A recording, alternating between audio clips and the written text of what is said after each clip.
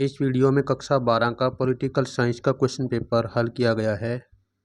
भारत में पहली पंचवर्षीय योजना कब लागू की गई थी? सन 1952, सन 1953, सन 1954। उत्तर ऑप्शन ए सन 1951। पांचवें आम चुनाव के बाद भारत के प्रधानमंत्री कौन बने? इंदिरा गांधी, अटल बिहारी वाजपेयी, राजीव गांधी, चंद्रशेखर। उत्तर ऑप्शन ए इंदिरा गांधी। राजीव लोंगोवाल समझौता कब हुआ था? सन 1970, सन 1978, सन 1985, सन 1987। उत्तर ऑप्शन सी सन 1985 में। दक्षिण एशिया के बारे में निम्नलिखित में से कौन सा कथन गलत है? दक्षिण एशिया में सिर्फ एक तरह की राजनीति प्रणाली चलती है। भारत और बांग्लादेश के बीच जल की हिस्सेदारी के बीच में एक समझौते पर हस्ताक्षर किए गए हैं। साफ्टा पर हस्ताक्षर इस्लामाबाद के 12वें सार्क सम्मेलन में हुआ। दक्षिण एशिया की राजनीति में चीन और संयुक्त राज्य अमेरिका महत्वपूर्ण भूमिका निभाते हैं। उत्तर ऑप्शन ए दक्षिण एशिया में सिर्फ एक तरह की राजनीति प्रणाली चलती है गलत है। वैश्वीकरण के बारे में कौन सा कथन सही है? वैश्वीकरण का संबंध सिर्फ वस्तुओं की आवाजाही से है। वैश्वीकरण में मूल्यों का संघर्ष नहीं होता। वैश्वीकरण के अंग के रूप में सेवाओं का महत्व गौण है। वैश्वीकरण का संबंध विश्वव्यापी पारस्परिक जुड़ाव से है। उत्तर ऑप्शन डी वैश्वीकरण का संबंध विश्वव्यापी पारस्परिक जुड़ाव से है। पर्यावरण के प्रति बढ़ते सरोकारों का क्या कारण है? विकसित देश प्रकृति की रक्षा के लिए चिंतित हैं। पर्यावरण की सुरक्षा मूलवासी लोगों और प्राकृतिक पर्यावासों के लिए जरूरी है। मानवीय गतिविधियों से पर्यावरण को व्यापक नुकसान हुआ है और यह नुकसान खतरे की हद तक पहुंच गया है। इनमें से कोई नहीं। उत्तर ऑप्शन सी मानवीय गतिविधियों से पर्यावरण को व्यापक नुकसान हुआ है और यह नुकसान खतरे की हद तक पहुंच गया है। भारत के लिए अभूतपूर्व हिंसा और विस्थापन त्रासदी का वर्ष था। सन 1948, सन 1947, सन 1945। इनमें से कोई नहीं। उत्तर ऑप्शन बी सन 1947। भारतीय जनसंघ की स्थापना निम्नलिखित वर्ष में हुई थी। सन 1950, सन 1951, सन 1952, सन 1949। उत्तर ऑप्शन बी सन 1951।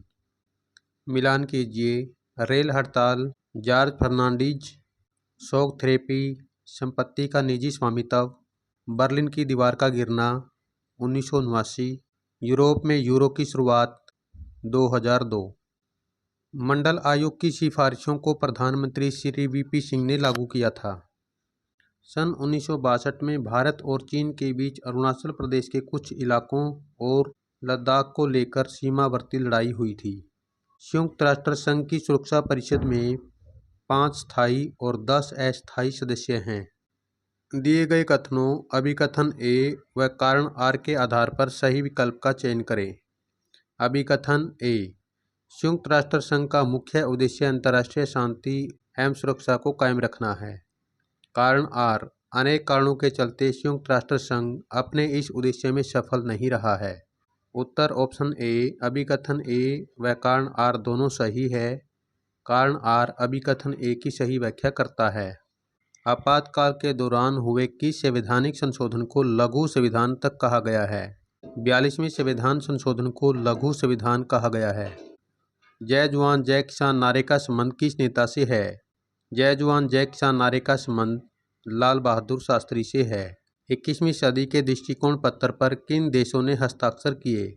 21वीं सदी के दृष्टिकोण पत्र पर भारत और अमेरिका ने हस्ताक्षर किए। भारत की विदेश नीति का एक सिद्धांत बताइए। विदेश नीति के सिद्धांतों में गुटनिरपेक्षता की नीति, साम्राज्यवाद तथा उपनिवेशवाद का विरोध। नेहरू विदेश नीति के संचालन को स्वतंत्रता का एक अनिवार्य संकेतक क्यों मानते थे? अपने उत्तर में 2 कारण बताएं और उनके पक्ष में उदाहरण भी दें। भारत ने जब अपनी राष्ट्रीय स्वाधीनता की लड़ाई लड़ी, इसके साथ साथ एशिया, अफ्रीका और लैटिन अमेरिकी क्षेत्र के अनेक देशों के स्वतंत्रता संघर्ष का खुला समर्थन किया। म्यांमार, श्रीलंका और इंडोनेशिया को स्वतंत्र कराने में महत्वपूर्ण भूमिका रही। मार्च-अप्रैल 1947 में नई दिल्ली में हुए अंतर्राष्ट्रीय सम्मेलन में नेहरू ने कहा था, हम जिस स्वतंत्रता की बात करते हैं वह किसी एक राष्ट्र तक सीमित नहीं है। उसमें समस्त मानव जाति शामिल है। यह स्वतंत्रता प्रत्येक स्थान पर रहने वाले आम आदमी की स्वतंत्रता है। भारत ने हमेशा उपनिवेशवाद और साम्राज्यवाद का विरोध किया। भारतीय विदेश नीति के संचालन में नेहरू की भूमिका प्रमुख थी। भारत और पाकिस्तान के बीच तनाव के दो कारण लिखे।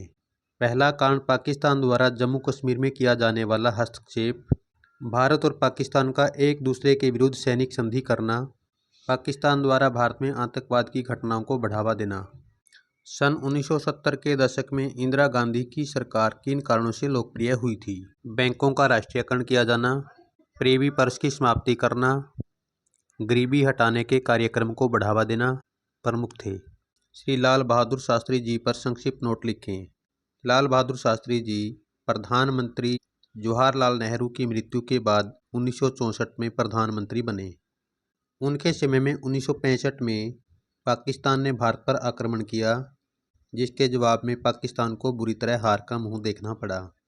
उन्होंने जय जवान जय किसान का नारा दिया और बड़ी सूझबूझ के साथ देश को खाद्यान्न संकट से बाहर निकाला। ऐसे दो मसलों के नाम बताएं जिन पर भारत और बांग्लादेश के बीच आपसी सहयोग है। भारत और बांग्लादेश के आर्थिक संबंधों में सुधार हुआ है। प्राकृतिक आपदा के पूर्व प्रबंधन तथा पर्यावरण के मसले पर दोनों देशों में आपस में सहयोग है। दोनों देश एक दूसरे की अखंडता और सीमाओं का सम्मान करेंगे। एक दूसरे के आंतरिक मामलों में हस्तक्षेप न करने पर सहयोग है। श्रीलंका के जातीय संघर्ष में किन की भूमिका प्रमुख है? श्रीलंका के जातीय संघर्ष में मुख्य भूमिका सिंहली लोगों की है, जो बहुसंख्यक है। श्रीलंका की आज़ादी के बाद बहुसंख्यक सिंहलियों ने धर्म और भाषा के आधार पर एक नए राज्य के निर्माण का प्रयास किया। सिंहलियों के इस प्रयास का तमिलों द्वारा विरोध किया गया। श्रीलंका की सरकार ने तमिल लोगों के प्रति भेदभाव की नीति अपनाई। यही भेदभाव श्रीलंका में जातीय संघर्ष का कारण बना। इस जातीय संघर्ष में सिंहली और तमिल लोग प्रमुख थे। तमिलों की शिक्षा और नौकरियों में लगातार उपेक्षा की गई। दक्षिण एशिया के देश एक दूसरे पर अविश्वास करते हैं। इससे अंतर्राष्ट्रीय मंचों पर यह क्षेत्र एकजुट होकर अपना प्रभाव नहीं जमा पाता। इस कथन की पुष्टि में कोई दो उदाहरण दें। दक्षिण एशिया के देशों की एकजुटता में सबसे बड़ी बाधा एक दूसरे के प्रति संदेह या अविश्वास की भावना है। विशेष रूप से भारत के विशाल आकार और आर्थिक विकास के कारण भारत के प्रति उनकी भावना द्वेष की रहती है। दक्षिण एशिया की एकता में सबसे बड़ी बाधा भारत और पाकिस्तान के संबंध सदैव कटुतापूर्ण रहे हैं। एशिया के देश अपने ही बड़े देशों को अपनी अर्थव्यवस्था के लिए खतरा मानते हैं। इन देशों के बीच एक समान राजनीतिक प्रणाली न होना भी अविश्वास का कारण रहा है। रियो सम्मेलन के क्या परिणाम हुए? रियो डी जनेरियो सम्मेलन ने मौसम परिवर्तन, जैव विविधता, वन तथा विकासात्मक व्यवहार के लिए एजेंडा 21 नामक सूची की अनुशंसा की। इस सम्मेलन में इस बात पर आम राय थी कि आर्थिक वृद्धि का तरीका इस तरह होना चाहिए जिससे पर्यावरण को हानि न पहुँचे। विकास का यह तरीका टिकाऊ विकास कहलाता है। लेकिन टिकाऊ विकास को प्रयोग में किस प्रकार लाया जाएगा, इस पर सहमति नहीं थी। आलोचकों का मानना था कि रियो सम्मेलन पर्यावरण संरक्षण की बजाय आर्थिक समृद्धि के पक्ष में अधिक था। रियो सम्मेलन में आर्थिक विकास के तौर तरीके भी सुझाए गए। पृथ्वी को बचाने के लिए जरूरी है कि विभिन्न देश सुलह और सहकार की नीति अपनाएं। पर्यावरण के सवाल पर उत्तरी एवं दक्षिणी देशों के बीच जारी वार्ताओं की रोशनी में इस कथन की पुष्टि करें। 1997 में दिल्ली में विश्व जलवायु परिवर्तन बैठक हुई। इस बैठक में निर्धनता, पर्यावरण और संसाधन प्रबंधन के समाधान के संबंध में विकासशील और विकसित देशों में व्यापार की संभावनाओं पर विचार विमर्श किया गया। इसके अतिरिक्त ग्रीन हाउस गैसों को वातावरण में न छोड़ने की संभावनाओं पर चर्चा हुई। वैश्विक ताप वृद्धि से कई प्रकार की स्वास्थ्य संबंधी समस्याएं उत्पन्न हो सकती है, जिसका प्रभाव सभी देशों पर होगा। वैश्विक ताप वृद्धि से ग्लेशियरों का तापमान बढ़ने के कारण बर्फ पिघलने से समुद्र तटीय कुछ देशों के जलमग्न होने की संभावना है। इन सभी मुद्दों का समाधान सामूहिक रूप से हो सकता है। वैश्वीकरण में प्रौद्योगिकी का क्या योगदान है? टेलीग्राफ, टेलीफोन और माइक्रोचिप के आविष्कार ने संचार के क्षेत्र में क्रांति ला दी है। इससे पूरा विश्व प्रभावित हुआ है। तकनीक ने व्यक्तिगत तथा सामूहिक दोनों को प्रभावित किया है। तकनीक के विकास ने विचारों, पूंजी, वस्तुओं, लोगों तथा सेवाओं के स्थानांतरण को विश्व में आसान बनाया है। विज्ञान तथा प्रौद्योगिकी ने वैश्वीकरण की प्रक्रिया को और तेज किया है। विश्वव्यापी पारस्परिक जुड़ाव क्या है? इसके कौन कौन से घटक हैं? विश्वव्यापी पारस्परिक जुड़ाव का अर्थ है पूंजी, वस्तुओं और व्यक्तियों की दुनिया के प्रत्येक हिस्से में आवाजाही। वर्तमान में विश्व के विभिन्न भाग एक दूसरे के और नज़दीक आ गए हैं और इसका श्रेय संचार साधनों के विकास को जाता है। टेलीग्राफ, टेलीफोन और माइक्रोचिप के नवीन आविष्कारों ने विश्व के विभिन्न भागों में संचार क्रांति पैदा कर दी है। आज विश्व के एक हिस्से में घटने वाली घटना का प्रभाव विश्व के दूसरे हिस्से पर भी पड़ता है। अंतर्राष्ट्रीय मुद्रा कोष, विश्व बैंक, बहुराष्ट्रीय निगम आदि ने विश्वव्यापी पारस्परिक जुड़ाव को और मजबूत किया है। आज़ादी के समय देश के पूर्वी और पश्चिमी इलाकों में राष्ट्र निर्माण की चुनौती के लिहाज से दो मुख्य अंतर क्या थे? पहला अंतर, पूर्वी और पश्चिमी इलाकों को एक नहीं किया जा सकता था। दोनों एक दूसरे से बहुत ज़्यादा दूर थे। पूर्वी और पश्चिमी इलाकों में रहने वाले सभी लोग पाकिस्तान में नहीं जाना चाहते थे। पश्चिमी इलाके में सिख और हिंदुओं की आबादी ज़्यादा थी, जबकि पूर्वी इलाके में बंगालियों की आबादी ज़्यादा थी। पूर्वी और पश्चिमी इलाकों की संस्कृति भी इस हिसाब से अलग अलग थी।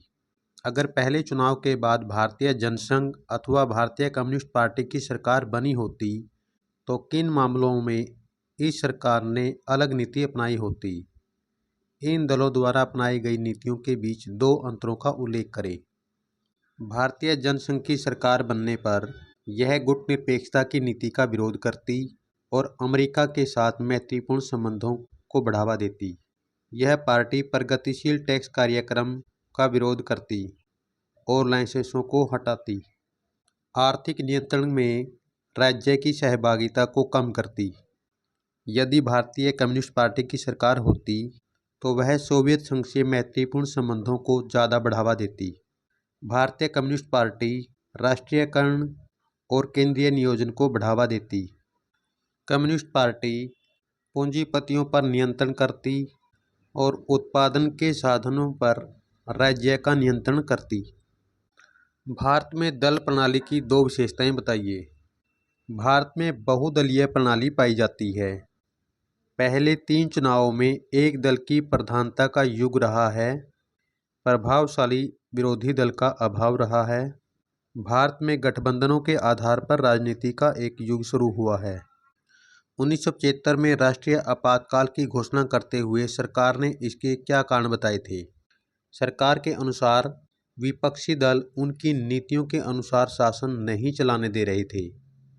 वे बार बार धरना प्रदर्शन तथा सामूहिक कार्य करके देश में अस्थिरता पैदा कर रहे थे। भारत की एकता के विरुद्ध अंतर्राष्ट्रीय साजिश रची जा रही थी। ऐसी सूरत में विरोध पर एक हद तक प्रतिबंध लगाना ठीक था। लोकतंत्र में सरकार पर निशाना साधने के लिए लगातार गैर संसदीय राजनीति का सहारा नहीं लिया जा सकता। विपक्षी दल गरीबी हटाओ जैसे कार्यक्रम की नीतियों का विरोध कर रहे थे। वचनबद्ध न्यायपालिका से क्या अभिप्राय है? भारत में इसका उदय कैसे हुआ? ऐसी न्यायपालिका जो स्वतंत्र तथा निष्पक्ष नहीं है बल्कि सत्तारूढ़ दल द्वारा निर्धारित नीतियों के अनुसार कार्य करती है, ऐसी न्यायपालिका को वचनबद्ध न्यायपालिका कहा जाता है। उदय के कारण सरकार ने अस्थायी न्यायाधीशों की नियुक्ति को बढ़ावा दिया। न्यायाधीशों का स्थानांतरण का सहारा लिया गया। न्यायाधीशों की नियुक्ति में वरिष्ठता के सिद्धांत की अनदेखी की गई। सरकार ने कई बार रिक्त पदों को भरने से इनकार कर दिया। न्यायाधीशों की नियुक्ति निष्पक्ष न होकर राजनीतिक आधार पर होने लगी। गठबंधन सरकार का अर्थ व गठबंधन सरकार के भारतीय राजनीति पर पड़ने वाले कोई 3 प्रभाव लिखें। जब 2 या 2 से अधिक राजनीतिक दल मिलकर सरकार बनाते हैं तो इसे गठबंधन सरकार कहते हैं। गठबंधन सरकार के राजनीति पर प्रभाव। इससे राजनीति में अस्थिरता पैदा होती है। गठबंधन की राजनीति दल बदल को प्रोत्साहित करती है। यह संसदीय सिद्धांतों के प्रतिकूल होता है। इसने बार बार होने वाले चुनावों को कम किया है। भारत जैसे देशों के लिए सोवियत संघ के विघटन के क्या परिणाम निकले। भारत बहुध्रुवीय व्यवस्था का पक्षधर था, जिससे एक ताकत का विश्व में बोलबाला ना हो। लेकिन सोवियत संघ के विघटन के बाद अंतर्राष्ट्रीय राजनीति में एक ध्रुवीय स्वरूप उभर कर सामने आया। सोवियत संघ के विघटन के बाद समाजवादी विचारधारा और पूंजीवादी विचारधारा का युद्ध समाप्त होकर पूंजीवादी विचारधारा की श्रेष्ठता सिद्ध हो गई। इसलिए भारत ने उदारीकरण और वैश्वीकरण की नीतियां अपनाई। सोवियत संघ के विघटन से भारत को एक विश्वसनीय मित्र खोना पड़ा। सोवियत संघ के विघटन के बाद भारत को अमेरिका के साथ अपने संबंध सुधारने की और ज़्यादा जरूरत हुई। आसियान विजन 2020 की मुख्य बातें क्या है। आसियान तेजी से एक महत्वपूर्ण क्षेत्रीय संगठन के रूप में उभर रहा है। इसके विजन 2020 में अंतर्राष्ट्रीय समुदाय में आसियान की एक व्यापक भूमिका का लक्ष्य दिया गया है। आसियान की वर्तमान नीति क्षेत्रीय टकरावों को बातचीत के द्वारा हल करने पर आधारित है। आसियान ने सैकड़ों संघर्षों जैसे कंबोडिया, पूर्वी तिमोर आदि में मध्यस्थता की है और पूर्वी एशियाई सहयोग के लिए यह 1999 से नियमित रूप से वार्षिक बैठकें करता है। आसियान की वर्तमान आर्थिक शक्ति, विशेषकर इसके व्यापार तथा निवेश के अवसरों ने इसे उभरती अर्थव्यवस्था भारत और चीन के साथ आर्थिक सहयोग हेतु आकर्षक बना दिया है। भारत और चीन के बीच विवाद के मामलों की पहचान करें और बताएं कि बेहतर सहयोग के लिए इन्हें कैसे निपटाया जा सकता है। अपने सुझाव भी दीजिए। भारत और चीन के बीच मुख्य विवाद तिब्बत समस्या को लेकर, मैकमोहन रेखा को लेकर, लद्दाख क्षेत्र को लेकर रहा है। इन सभी समस्याओं का समाधान भारत और चीन के बीच पंचशील के समझौते के माध्यम से हो सकता है। एक राष्ट्र द्वारा दूसरे राष्ट्र के आंतरिक मामलों में हस्तक्षेप न करना शामिल है। इन सभी का समाधान सीमा विवाद पर गठित संयुक्त कार्य दल के काम में तेजी लाकर किया जा सकता है तथा दोनों देशों के बीच असैनिक क्षेत्र में परमाणु सहयोग बढ़ाने से हो सकता है। दोनों देशों द्वारा संयुक्त रूप से व्यापार को बढ़ाकर संबंध बेहतर बनाए जा सकते हैं। परंपरागत और अपारंपरिक सुरक्षा में क्या अंतर है। गठबंधनों का निर्माण करना और बनाए रखना इनमें से किस कोटि में आता है। पारंपरिक सुरक्षा में सैन्य हमले का खतरा सबसे ज़्यादा होता है। अपारंपरिक सुरक्षा में मानवीय अस्तित्व पर चोट पहुंचाने वाले व्यापक खतरों की आशंका शामिल है। अपारंपरिक सुरक्षा के लिए देशों को आपसी सहयोग बढ़ाना होता है। पारंपरिक धारणा में सिर्फ सैन्य खतरा ही होता है। अपारंपरिक धारणा में अकाल, महामारी और प्राकृतिक आपदाओं को भी शामिल किया जाता है। गठबंधनों का निर्माण करना और बनाए रखना परंपरागत सुरक्षा में आता है। शक्ति संतुलन क्या है, कोई देश इसे कैसे कायम कर सकता है। शक्ति संतुलन का अर्थ है विभिन्न देशों की शक्ति का लगभग समान रूप से बंट जाना। इसके अनुसार कोई भी देश इतना शक्तिशाली नहीं होना चाहिए कि वह दूसरे राज्य पर हमला करने, उसे दबाने या उस पर अपना प्रभुत्व स्थापित करने में समर्थ हो। इसलिए एक कमज़ोर देश को किसी अन्य देश के साथ सैनिक समझौता करना पड़ता है यदि उसके पड़ोस में कोई शक्तिशाली देश है। शक्ति संतुलन के लिए कमज़ोर देश द्वारा सैन्य शक्ति बढ़ाई जाती है, स्वयं का विकास करके या किसी अन्य देश के साथ समझौता करके। विश्व की साझी विरासत का क्या अर्थ है, इसका दोहन और प्रदूषण कैसे होता है। विश्व की साझी विरासत का अर्थ है ऐसी संपदा जिस पर एक व्यक्ति विशेष, समुदाय विशेष या राष्ट्र विशेष का नियंत्रण न होकर विश्व के संपूर्ण समुदाय का बिना किसी भेदभाव के नियंत्रण हो। विश्व के कई हिस्से और क्षेत्र एक राज्य की प्रभुसत्ता से बाहर होते हैं। इनमें पृथ्वी का वायुमंडल, अंटार्कटिका, समुद्री सतह और बाहरी अंतरिक्ष शामिल हैं। वर्तमान में बढ़ती जनसंख्या के कारण, निजीकरण तथा पर्यावरण बदलाव के कारण विकसित देशों द्वारा निजी स्वार्थ के कारण बहुत तेजी से प्राकृतिक संसाधनों का दोहन तथा प्रदूषण हो रहा है। विभिन्न देशों के सामने सबसे गंभीर चुनौती वैश्विक पर्यावरण को आगे कोई नुकसान पहुंचाए बगैर आर्थिक विकास करने की है। यह कैसे हो सकता है? कुछ उदाहरण के साथ समझाएं। संतुलित विकास को अपनाते हुए पर्यावरण संरक्षण के उपाय किए जाएं। प्रत्येक व्यक्ति और राष्ट्र का यह कर्तव्य हो कि पर्यावरण की सुरक्षा की जाए। वायुमंडल में परमाणु परीक्षणों पर प्रतिबंध लगाया जाना चाहिए। प्राकृतिक साधनों का इतना दोहन न किया जाए कि जिससे वे पृथ्वी से समाप्त ही हो जाएं। समुद्र में रसायन युक्त अथवा गंदा पानी न डाला जाए। पर्यावरण से संबंधित हुए विभिन्न समझौतों का राष्ट्रों द्वारा सख्ती से पालन करके पर्यावरण को बचाया जा सकता है। पर्यावरण से संबंधित समझौते और सम्मेलनों का सख्ती से पालन किया जाए। किसी कारण से यदि पेड़ पौधों को काटा जाता है, उनके स्थान पर नए पौधे लगाए जाए।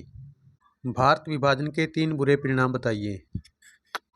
भारत विभाजन के कारण भारत और पाकिस्तान दोनों में ही अल्पसंख्यक लोगों को हिंसा का शिकार बनाया गया। महिलाओं के साथ बलात्कार हुए, असंख्य लोगों को मौत के घाट उतार दिया गया, उनके मकानों को जला दिया गया। इस विभाजन के कारण निर्दोष लोगों को अपना घर बार, जमीन जायदाद आदि छोड़ना पड़ा और शरणार्थियों के रूप में रहना पड़ा। विभाजन के कारण देशी रियासतों के एकीकरण में गंभीर समस्या पैदा हुई। पहली पंचवर्षीय योजना का किस चीज़ पर सबसे ज़्यादा जोर था? दूसरी पंचवर्षीय योजना पहली से किन अर्थों में अलग थी? पहली पंचवर्षीय योजना में मुख्य ध्यान कृषि, यातायात और संचार पर दिया गया था। विभाजन के कारण कृषि क्षेत्र बहुत प्रभावित हुआ था, इसलिए इस पर तुरंत ध्यान देना आवश्यक था। दूसरी पंचवर्षीय योजना में कृषि की अपेक्षा भारी उद्योगों के विकास पर जोर दिया गया। पहली पंचवर्षीय योजना में धीरज के साथ धीमी गति से विकास करने की योजना थी, जबकि दूसरी योजना तेज गति से संरचनात्मक बदलाव करने की योजना थी। नियोजित विकास की 3 उपलब्धियां लिखें। नियोजित विकास के कारण राष्ट्रीय आय में वृद्धि के साथ साथ प्रति व्यक्ति आय में वृद्धि हुई। इसके कारण व्यक्ति के आर्थिक विकास और जीवन में सुधार हुआ। नियोजन के कारण भारत ने उद्योगों और कृषि में काफ़ी आत्मनिर्भरता प्राप्त की। बड़ी बड़ी मशीनों का निर्माण भारत में होने लगा। जब भारत आज़ाद हुआ तो उस समय भारत के लोगों की सामाजिक स्थिति बड़ी दयनीय थी। नियोजन के कारण संसद ने इन समस्याओं के समाधान हेतु अनेक कानून पास किए। पैसेज के आधार पर प्रश्नों के उत्तर दीजिए। नेहरू जी सैन्य गुटों से दूरी क्यों बनाना चाहते थे? नेहरू जी अपनी स्वतंत्र विदेश नीति को बरकरार रख के और सभी देशों के साथ दोस्ताना रिश्ते बनाना चाहते थे। क्या आप मानते हैं कि भारत सोवियत मैत्री की संधि से गुटनिरपेक्षता के सिद्धांतों का उल्लंघन हुआ है? अपने उत्तर के समर्थन में तर्क दीजिए।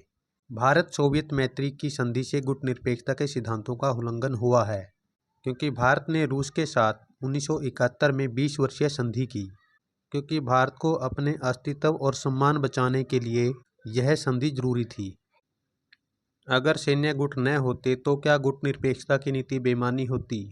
ऐसा नहीं है, क्योंकि गुटनिरपेक्षता के सामने वर्तमान में नए नए मुद्दे आ रहे हैं, जैसे आतंकवाद, पर्यावरण आदि।